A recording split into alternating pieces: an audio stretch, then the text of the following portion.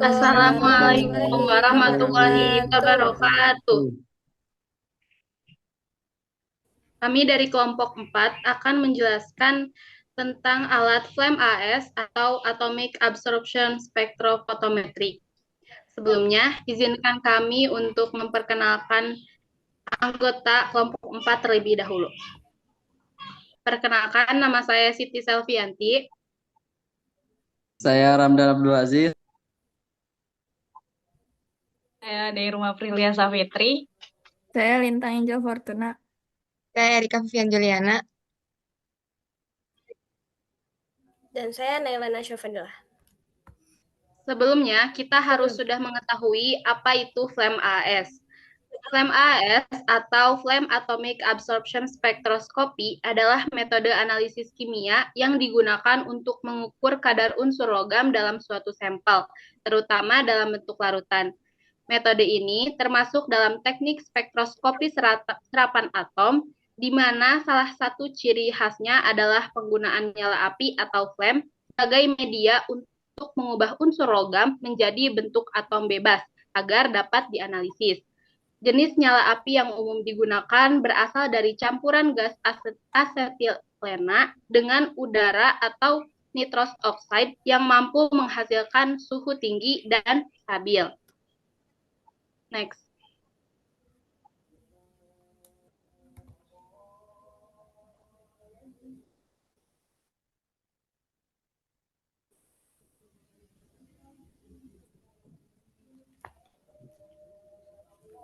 Nah, flame AAS ini banyak dimanfaatkan atau digunakan dalam berbagai bidang untuk analisis unsur logam karena alat ini mampu memberikan hasil yang akurat, cepat, dan efisien. Bidang yang pertama itu dalam bidang lingkungan. Digunakan untuk mendeteksi keberadaan logam berat seperti timbal, kadmium, dan merkuri dalam air, tanah, dan limbah industri. Yang kedua ada di bidang industri makanan dan minuman. PMAS digunakan untuk mengukur kandungan mineral penting seperti kalsium, zat besi, dan seng guna memastikan kualitas dan nilai gizi produk. Yang ketiga, kegunaan di sektor pertanian. PMAS digunakan untuk menganalisis unsur mikro dan makro dalam tanah dan tanaman guna mendukung pemupukan yang tepat.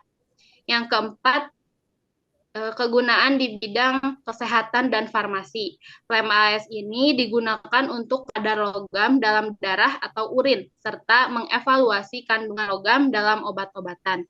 Nah, keberagaman kegunaan Flame AS ini menjadikan alat ini penting dalam pengujian kualitas dan keamanan di berbagai sektor.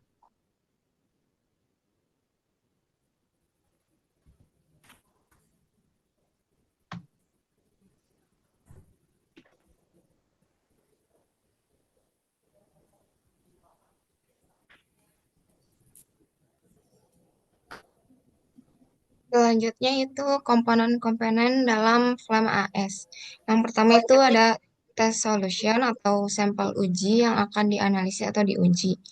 Kemudian ada holocathode lamp atau sumber cahaya, itu lampu katoda berongga untuk memancarkan cahaya dengan panjang gelombang spesifik untuk unsur tertentu. Dan juga setiap unsur itu biasanya membutuhkan lampu khusus. Contohnya kayak unsur Cu pakai HCl Cu.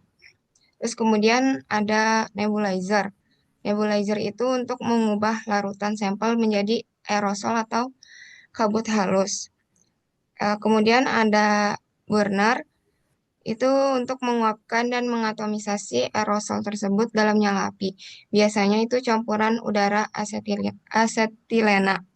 Nah, di burner itu menghasilkan flame atau nyala api. Kemudian ada monokromator. Monokromator itu untuk memilih panjang gelombang cahaya tertentu yang akan dideteksi agar hanya panjang gelombang yang relevan yang diukur. Selanjutnya itu ada detektor.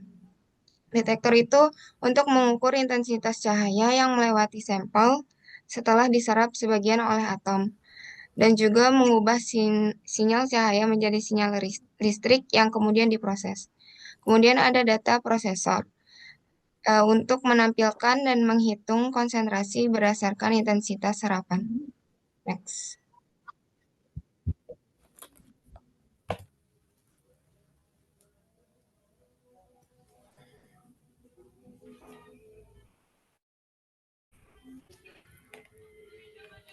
Selanjutnya, ada prinsip kerja dari Flame AAS.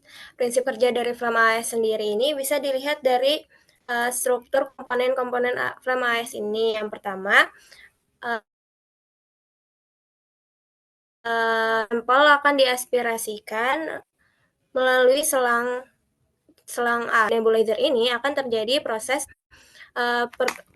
pengubahan cairan dari sampel menjadi kabut atau aerosol. Kemudian aerosol tersebut akan disemprotkan ke dalam nyala api. Nah, sampel-sampel tersebut akan dalam bentuk logam-logam bebas. Kemudian logam-logam bebas ini akan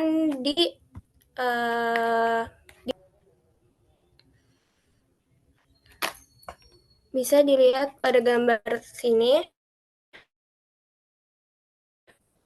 Sampel yang sudah teratomisasi menjadi atom bebas akan dipancarkan oleh sumber cahaya dari hollow cathode lamp yang sesuai dengan unsur yang akan dianalisis. Kemudian akan memancarkan cahaya yang gelombangnya khas dengan unsur logam yang ada. Cahaya ini akan melewati nyala yang mengandung atom-atom logam bebas. Setelah itu, atom-atom tersebut akan menyerap sebagian cahaya dan sisa dari cahaya yang tidak diserap diteruskan ke monokromator. Dan kemudian ke detektor. Detektor mengukur beberapa banyak cahaya yang diserap oleh atom dan besarnya serapan ini berbanding lurus dengan konsentrasi unsur logam dalam sampel berdasarkan dengan hukum Lambert-Beer. Dengan cara ini, alat AAS mampu menentukan konsentrasi unsur logam secara kuantitatif dengan tingkat sensitivitas dan selektivitas yang tinggi. Lalu ada ketidakpastian alat instrumen Flame AAS. Ketidakpastian dalam pengukuran menggunakan spektrofotometer serapan atom atau AAS disebabkan oleh beberapa faktor, termasuk kesalahan pada instrumen, preparasi sampel, dan kondisi lingkungan.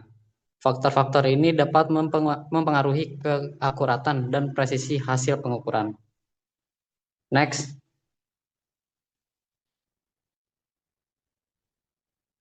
Lalu yang pertama itu ada kesalahan instrumen. Di kesalahan instrumen ini ada beberapa faktor. Yang pertama itu ada lampu katoda berongga atau halo cathode lamp. Fluktuasi intensitas cahaya dan dari HCl dapat menyebabkan ketidakpastian.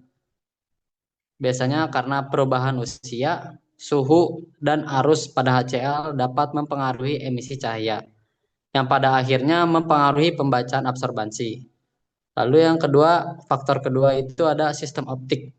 Komponen optik seperti cermin dan lensa yang tergores atau kotor dapat menyebabkan penyebaran cahaya dan mengurangi intensitas cahaya yang mencapai detektor, sehingga mempengaruhi pembacaan.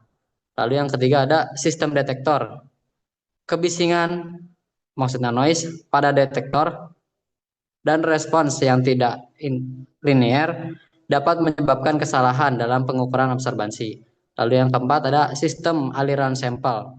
Variasi dalam kecepatan aliran sampel, penyumbatan pada sistem, atau ketidakstabilan dalam nebulizer dapat menyebabkan ketidakpastian dalam pembentukan awan atom. Next. Lalu yang kedua ada kesalahan preparasi sampel. Biasanya di sini tuh disebabkan karena beberapa faktor. Yang pertama ada kontaminasi. Kontaminasi sampel selama preparasi dapat meningkatkan atau menurunkan kadar analit yang diukur sehingga menghasilkan pembacaan yang salah. Lalu yang kedua ada pengenceran. Kesalahan dalam pengenceran sampel dapat menyebabkan konsentrasi analit yang diukur tidak sesuai dengan konsentrasi sebenarnya. Lalu yang ketiga ada keseragaman sampel. Jika sampel tidak homogen, pengukuran dari bagian sampel yang berbeda dapat memberikan hasil yang berbeda. Lalu yang keempat ada penguapan pelarut. Penguapan pelarut selama preparasi sampel dapat meningkatkan konsentrasi analit, terutama pada sampel yang pekat. Next. Yang terakhir itu ada faktor lingkungan. Faktor lingkungan ini ada beberapa gangguan juga. Yang pertama itu ada suhu. Perubahan suhu lingkungan dapat mempengaruhi kinerja instrumen AS dan juga reaksi kimia dalam sampel yang pada akhirnya mempengaruhi hasil pengukuran. Lalu yang kedua ada getaran. Getaran pada instrumen AAS dapat mengganggu stabilitas sinyal optik dan menyebabkan kesalahan pengukuran. Yang ketiga, kadar air. Perubahan kadar air pada sampel atau lingkungan dapat mempengaruhi proses atomisasi dan pengukuran absorbansi. Selanjutnya adalah hipotesis jurnal. Tujuan penulisan jurnal tersebut adalah untuk menguji kepengujian logam tembaga pada produk air minum dalam kemasan secara spektrofotometri serapan atom AAS flame. Penelitian ini bertujuan memvalidasi metode AAS flame yang telah dimodifikasi agar dapat digunakan secara akurat dan tepat sebagai metode standar pengujian kadar tembaga dalam air minum kemasan di laboratorium. Dengan ini diharapkan memberikan dasar yang kuat untuk pemantauan kualitas air minum. Metode pengujian logam tembaga pada air minum dalam kemasan menggunakan AAS flame yang telah dimodifikasi dari SNI 013554-2006 butir 2.22.2.1 dapat divalidasi secara akurat dan tepat untuk digunakan sebagai metode standar pengujian di laboratorium.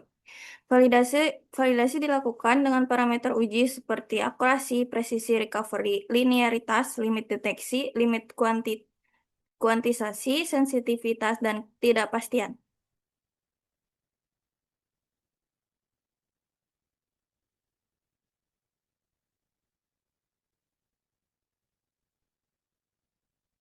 Hasil validasi menunjukkan bahwa metode AS flame sesuai dengan standar karena memiliki akurasi dan presisi yang baik, recovery 102,61% dalam batas standar, korelasi linearitas metode sebesar 0,9997, LOD 0,001 mg per liter, LOQ 0,002 mg per liter, ketidakpastian pengukuran yang kecil dan dapat diterima.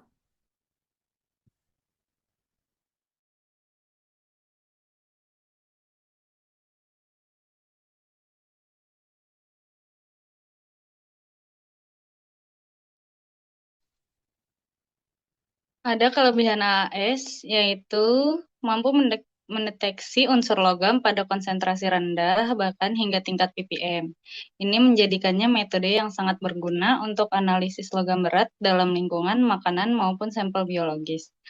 Flame AAS cukup sederhana digunakan, terutama untuk pengguna yang sudah familiar atau sudah sering menggunakannya dengan prosedur laboratorium dasar.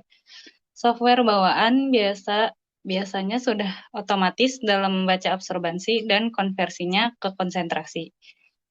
Jika dibandingkan dengan teknis spektroskopi lain seperti ICP-OOS atau ICP-MS, biaya analisis menggunakan flame AAS cenderung lebih murah, baik dari segi alat, pelarut, maupun gas pembakar.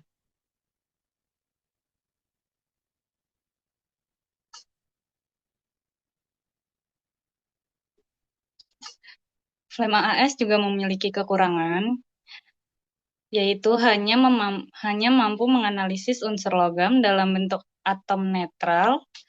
Unsur non-logam seperti karbon, nitrogen, atau fosfor tidak bisa dianalisis dengan teknik ini.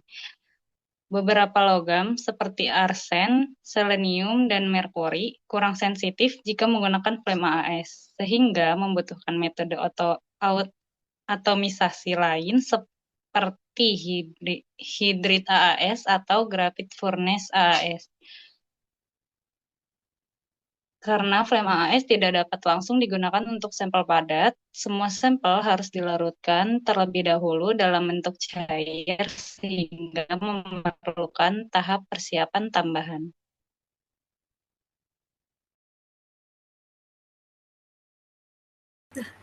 Oke, sekian presentasi dari kelompok kami. Kurang lebihnya mohon maaf. Assalamualaikum warahmatullahi wabarakatuh. Assalamualaikum warahmatullahi wabarakatuh. Assalamualaikum.